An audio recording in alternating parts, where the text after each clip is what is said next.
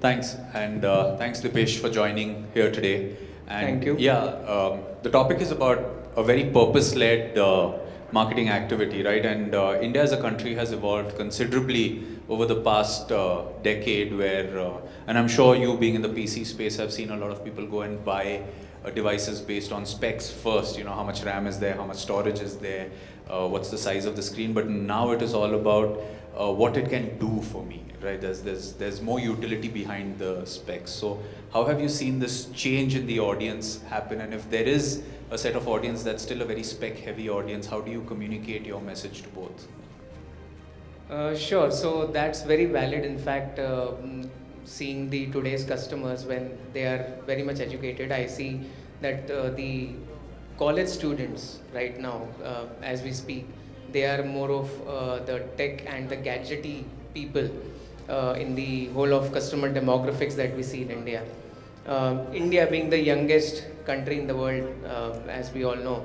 So these college students, they do understand the specs, but when it comes to the holistic understanding of tech, is still a myth. A lot of brands are still trying to, understand what the customers may perceive when they see something. So it's not just about talking about the specs, but then as you rightly mentioned that it's all purpose driven. So first we understand that what our users would want from a PC or the gadgets that we sell in the market.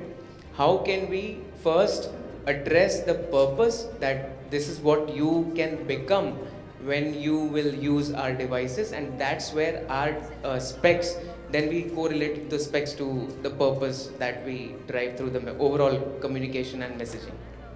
But if you look at how the market is evolving, right? Like January is a big month for the consumer technology space every year. You have CES where brands will announce what's happening in the year, and then lo and behold, 6 months later, you have another event called Computex where again, Right.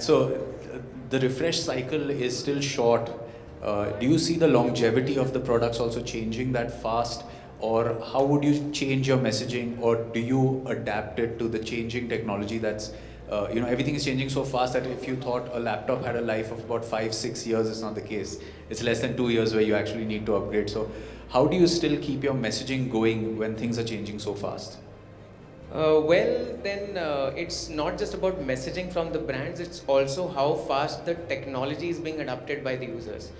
Because if you remember back in 2000s, when the PCs were not that much popular in the Indian market, people were still using PCs. But then when it comes to using PCs, it's all about speed, it's about battery backup, it's about productivity on the move and stuff like that. So people, they themselves understand now, are very much aware that how can my work be more productive when I'm using a modern PC. So what does a modern PC would address to the user's concern is what people also look out for now.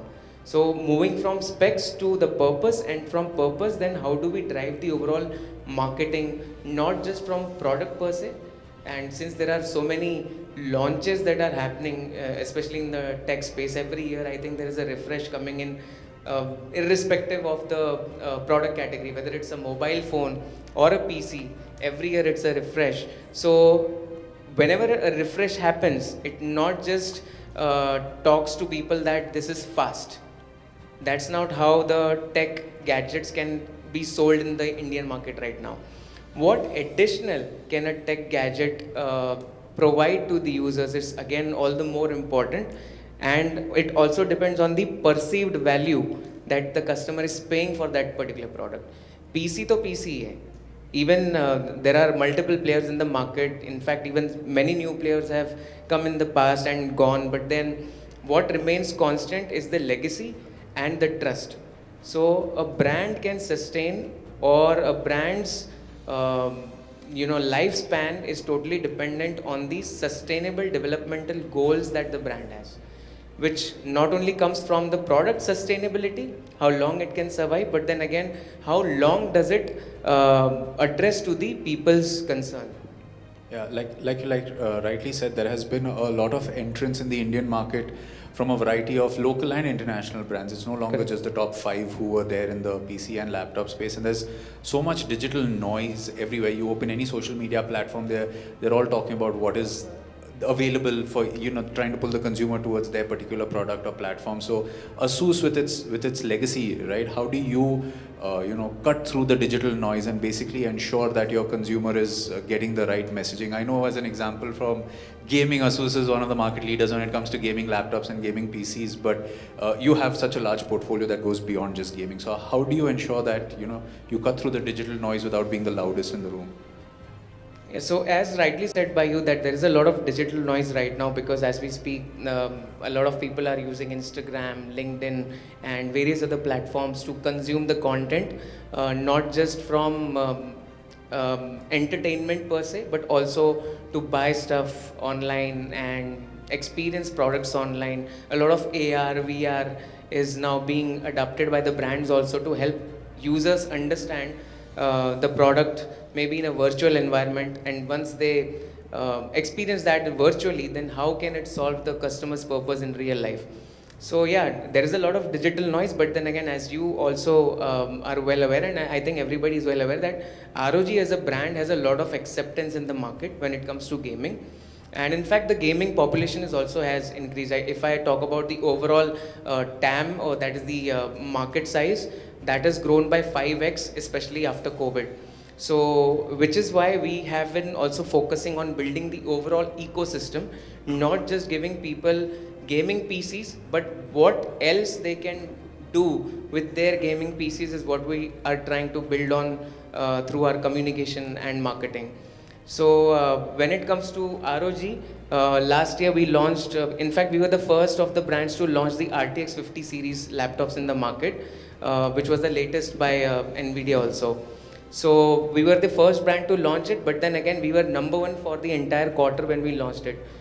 Imagine that such an expensive product for Indian market being launched, and again to cut through the noise and rise above the competition was not an easy task for us, for which we also tried to build various stories, because in India a product is not just sold by specs, as we all have been talking about. It's not just specs. Like the speaker earlier mentioned, that we have to reimagine, re-innovate. So that's how even the brands, a lot of challenger brands are trying to do in the market to topple the top players. So we built 3 gaming campaigns last year. One was the army veteran, then one is the girl gamer, and the other one was the villager boy. So all these 3 campaigns, they got a very good response from the viewers, equally on social media and on our platforms as well. So yeah, that's how it has always been. ROG or ASUS in Search of Incredible is not about telling people what do we sell. We want to be a part of the user's journey. Where are they starting from, their journey with ASUS, and how do we sustain that relationship with the user, and then we move forward with them. That's how our mindset is, and that's how our overall OKR has been for the past 5 to 6 years now.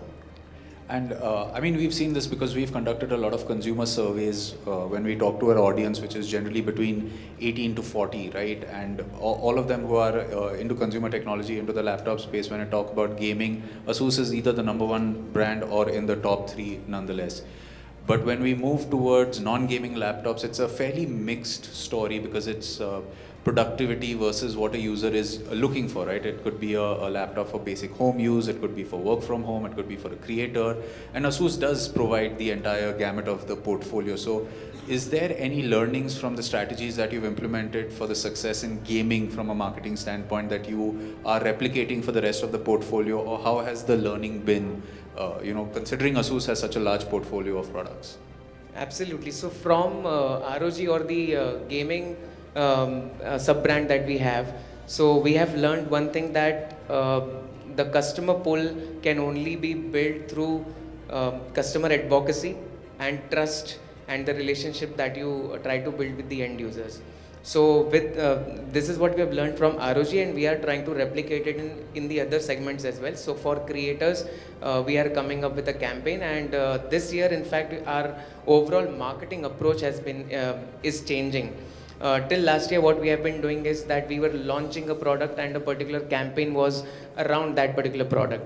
But we are trying to consolidate all those launches, and we have major campaign umbrellas coming in is one for the gamers that we already have. It's an established brand, and for those who dare is what the marketing communication is for the ROG. Similarly, we are trying to build communication for the creator segment. A similar thing is happening in the mainstream segment, which is Vivo Books, which is again loved by the students, and we are trying to build more on that overall multicolor strategy, which we are trying to build on the Vivo Book. And similarly, we are trying to build the overall premium category through our Zen books. So this is what we have learned from ROG, that we need to build customer advocacy and simultaneously build customer trust in the brand. But does this strategy change when you go to different cities, right? Tier 1 would be still more clued in, maybe have a more digital awareness, but if you go to tier 2, tier 3 cities, maybe there's still more trust in the offline space still to go and physically see and experience the product. Like you said, you can open an e-commerce app on your phone and virtually see how the computer looks on your desk, right? That's still a very touch and feel thing in a tier 3 city. So does the strategy change based on the tier of the city that you are looking at? So the strategy is to reach out to more and more audiences. That remains the same. That has been at the core of our overall approach when it comes to operating in India. But then again, we see that there is a rise in the overall, orders coming in, especially on the e-commerce platforms, especially from the tier 2 and tier 3 markets. So we have been learning this from various channels through which we sell our product to the end users, that there is a lot of demand coming in from these deeper pockets. So what we are trying to do is we are trying to overall enhance our presence equally in the offline space when it comes to sales touch points. Like we have now close to 400 exclusive stores in the planning. We are 350 plus to be very precise, and we are planning to reach to 400 plus exclusive stores by the end of this year. Then we are opening more and more of exclusive service centers also.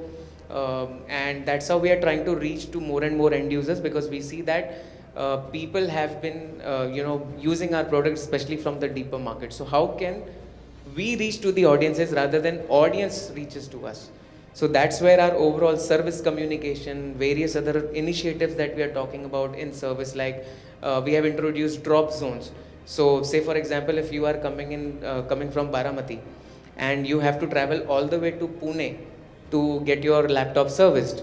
So we have introduced drop zones now, where a user can drop the laptop at the stores, and from stores the laptop is it's taken back to the service center. So this is how we are trying to build more on the making service more accessible to the end users, not just from the sales point of view, but then overall the customer experience is what at the core, at the heart of whatever we are doing. Yeah, absolutely. I think you actually went into already my next question, which was going to be about after sales, because consumer electronics are products that your relationship with the customer doesn't end once he's purchased your product. We've also noticed how brand loyalty works, especially because something like a laptop is still a high intent purchase. It's a highly researched product, and if there's good after sales is something that people would aspire to look at that as well. So again, coming back from, this is a new initiative for the drop zones, but historically looking at consumer satisfaction, building the post-purchase relationship with your audience to maintain loyalty, how has that journey been for ASUS? So when it comes to after sales, I think it has been a challenge for almost any brand operating in India, given the population that is exploding, India being the most populous country in the world. And then again, catering to this huge audience, and that too with various customer segments, customer cohorts that we are talking about. So catering to each and every person, catering to each and every customer segment, having number of product segmentation within the portfolio is not an easy task for any brand that operates in India. So at ASUS, what we are trying to do is now, since we, if we look back in 2018, we were number 6 in the market. Now we are number 2 overall in terms of consumer PCs in India. So one thing that we have learned is that yes, customer advocacy, customer trust is all the more important, but then again it's the experience. And when it comes to especially after sales, that's where the journey starts. That's how the overall perception of customer experience at ASUS India is changing. So our direction from the management and also at the leadership has always been for the past I think 4 to 5 years now, that we are now an established brand. Now we should do something more for the end users. Let's do it for the community. Let's see communities around from an ecosystem point of view. And when it comes to ecosystem, post sales is equally important as the pre sales part. So right from addressing to the customers queries before they make a purchase decision, responding to them as fast as possible, then getting them the most affordable plan in the market, because affordability matters right now for even for the Indian audiences, especially in the college students communities. So giving them affordability options. And then from post purchase point of view, we have drop zones. We have started this last year, and then we have also started service camps, so where the users can actually get their laptops at whichever camps that we are trying to now do at least 2 every quarter, given the manpower and the bandwidth that we have, given the budgets also that we have. So we try to make the service more accessible by not only having drop zones, but by also doing service camps where users can avail a few services, get their health checkup done for their laptops and for the devices that they are using, irrespective of the form factor. Even if it's a desktop or a laptop or any mobile device that they have been using, they can get it at the service camps and get it checked up by the technicians. So that's how we are also now focusing on the overall after sales part as well, and which is why we have come up with another campaign called as ASUS Assurance, where all the service related, whether it's a value added service or an after sales service, will come under ASUS Assurance. So that's how we are trying to build on the overall communication and not just marketing, but we want to live the way how it is supposed to be when it comes to serving the customers. Yeah, I also want to understand how much of, because these are a lot of different initiatives, and I'm sure there would have been an entire cycle of consumer feedback coming for this. We've also observed, at least as a publisher, when we look at communication from an audience to a brand, it's usually people complaining about "mera ye kharab ho gaya" and putting it out on the social media, right? So I'm guessing a lot of this has been a result of you getting the feedback from the consumer. So how do you treat the social media platforms where there may be no direct link, where the consumer may not come to a service center, but maybe it's a very small issue, puts it out on social media, you get aware of it, there must be a cluster of all of this happening. So can you talk about that feedback loop, because that seems to be getting a lot of attention, pan categories, pan brands, pan use cases also, where once it's out on social media is when the brand starts a process of communication. So how has that helped? So when it comes to customer feedback, in fact, a very interesting question. Thanks for that. So customer feedback is something that we have been taking since I think for the past 5 to 6 years, which is when we started taking customer feedback actively. We were getting customer feedbacks even before that as well, but then that was all fragmented. But right now we have a system. Of course, CRM is being one of them, of the customer feedback touchpoints. So now we have a system where we analyze customer feedback from various touchpoints, and especially when it comes to customer feedback, we don't take it as alarming. It's a signal that something is not working in customers' favor. So we take that signal, we work on it, we analyze, we also understand that what's the ratio of the overall customer problems that are coming in after sales, before sales. आपका जो store है वो मुझे respond नहीं कर रहा है, आपका जो पार्ट अवेलेबल नहीं है. So we understand what's the ratio of the overall customer complaints that are coming in, because of course in India negative feedback is more, it's provided to the source more rather than positive word of mouth, जो कि आसानी से नहीं फैलता है, but negative बहुत जल्दी फैलता है. So and hence our focus now is to understand the negative feedback that we are getting from the customers, analyse, deep dive into each customer feedback, understand कि उनका पेन पॉइंट क्या है. So we have started also jotting down those top 5 customer pain points. We have started working on that, and which is why we have started a new initiative of being more transparent with the end users. where our part availability system will come into the picture. So even before you walking to the service center, you can check which parts are available and at what region level, which store has batteries, which store sells accessories, which store has which particular product on demo, on sale. So this is how we are trying to build the transparency to the end users, and that's how we are trying to now re-strategize our customer feedback mechanism. Earlier it was just a feedback coming in, but now we are consolidating all those feedbacks coming in, put it into one smart system, and that smart system gives us top 5 pain points of the customers, even top 5 positives from the brand perspective. So it gives us the overall customer sentiments. We understand where is customer happy, what is our customers happiness rating, because everybody is aware about Google My Business, which is called as Google Business Profile now. We have a customer happiness rating over there, so we have learned that from Google and we have integrated that into our system. So we are trying to analyze overall net promoter score, कि कितने हमारे advocates हैं, and then how many are neutral, and if neutral, why they are neutral, and if there is a negative sentiment, we are trying to address through various other initiatives that we are coming. So, shifting gears back to a product portfolio that ASUS will have, right? You will have stuff for the gamers, for the thin and lights, for those looking to travel, for those that want better battery life. But one common thing that we have noticed as a publisher when people come to read content or when they're comparing devices, that ASUS has always managed to provide what the industry calls as an N+1 spec at the same price point, right? And for those that don't know what that is, it's simply that if you're getting X as a processor or storage or RAM, ASUS is giving you maybe one grade higher at the same price point as the competition. So the first part of the question is, how have you been able to achieve this, keeping, that in certain segments price sensitivity is important in India, let's say 40,000-50,000 rupees for a laptop, still giving that one better spec, even if it's giving an OLED display, which the others may not be given the same price point. And two is judging the portfolio that you want to bring to India, because laptop launches are not very far apart from different OEMs and brands, right? So I'm sure there is a lot of thought that goes into which products you're going to bring, which versions you're going to bring, what is the spec going to be, what is the... So how have you achieved this ability to give something slightly better and planning the portfolio for, the Indian market? So when it comes to giving something, better or more to the customer at the same price point what other brands are providing, that's where a customer experience comes into the play.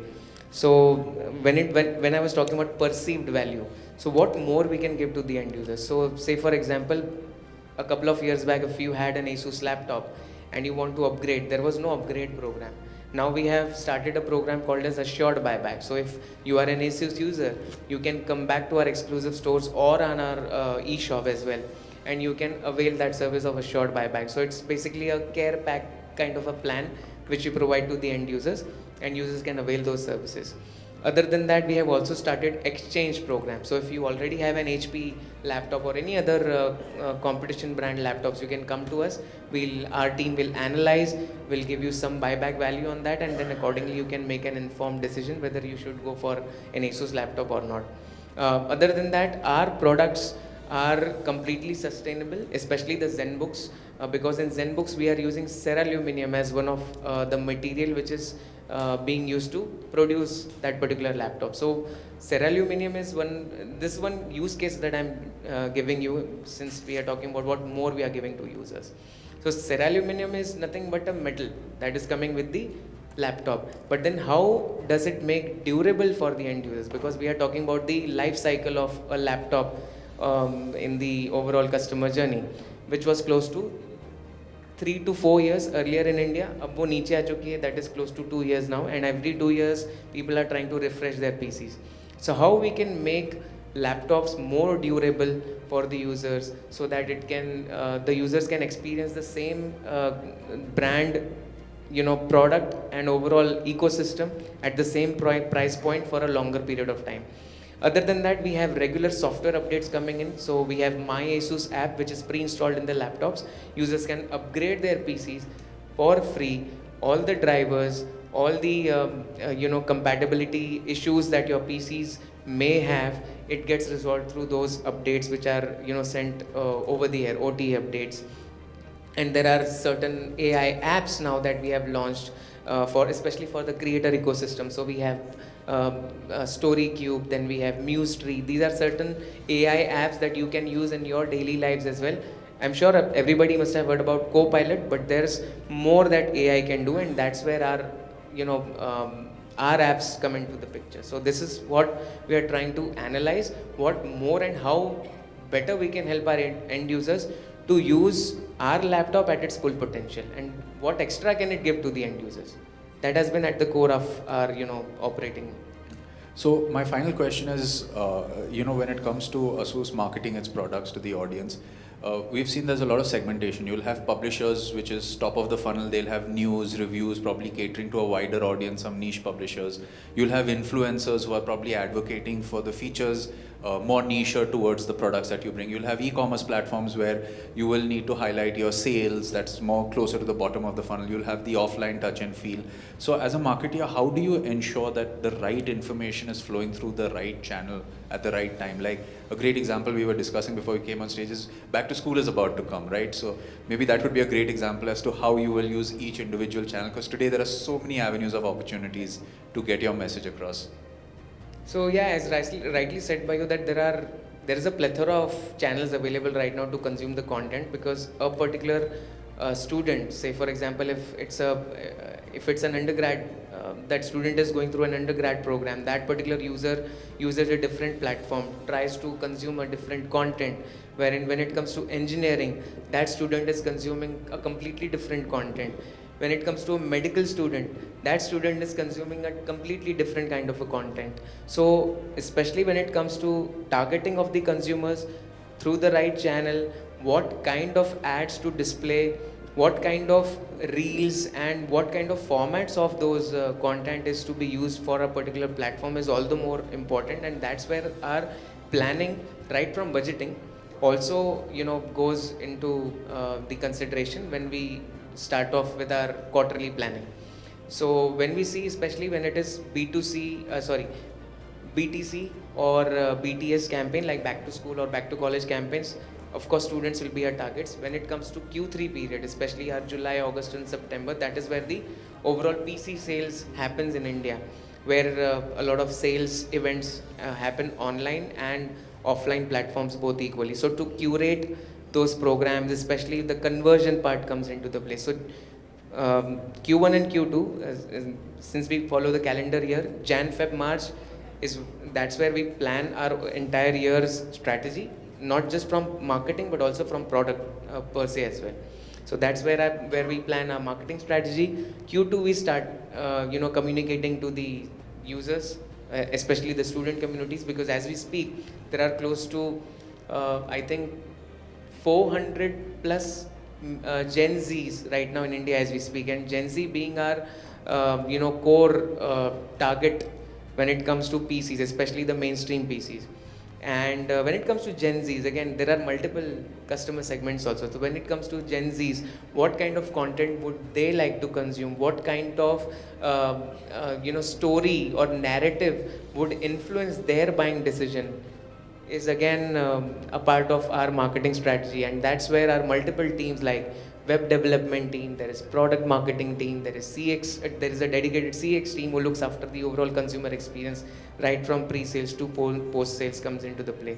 So yeah, there is a lot of work that not just ASUS is doing, but a lot of brands are doing right now. Multiple channels, multiple users.